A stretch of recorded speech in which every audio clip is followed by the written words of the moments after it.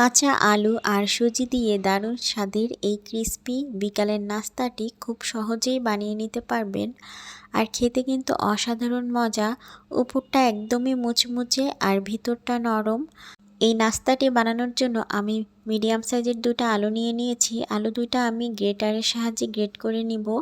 আলুগুলো আমি পানি দিয়ে ভালো করে ধুয়ে নিয়েছি।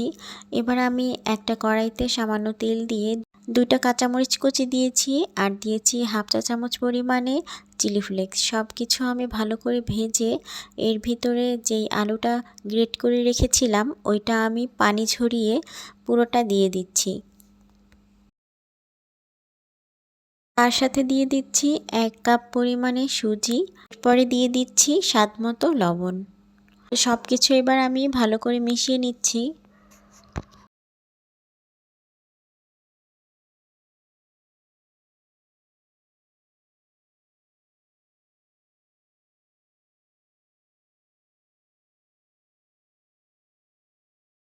এরপরে আমি দিয়ে দিচ্ছি 2 কাপ পরিমাণে পানি। আমি যেই কাপ দিয়ে সুজিটা মেপে দিয়েছি ওই কাপেরই 2 কাপ পরিমাণে পানি দিয়ে দিচ্ছি 1 টেবিল চামচ পরিমাণে ধনেপাতা কুচি।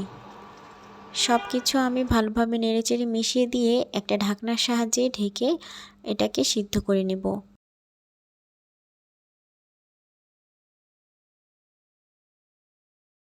আমাদের আলু আর সুজির মিশ্রণটা সিদ্ধ হয়ে গেছে।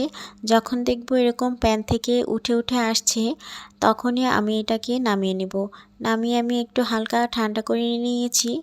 এবার আমি হাতে একটু তেল মেখে এটাকে একটা শেপ দিয়ে নেব।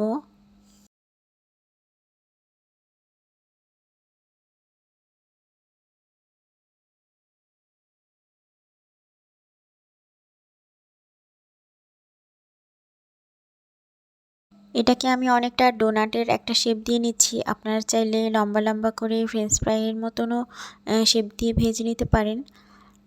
আমি সবগুলো ডোনাটের সাইজে বানিয়ে নিয়েছি। এবার আমি একটা প্যানে পরিমাণ মতো তেল দিয়ে সামান্য তেলটা গরম হওয়ার পরে আমি ডোনাটগুলো দিয়ে দিচ্ছি।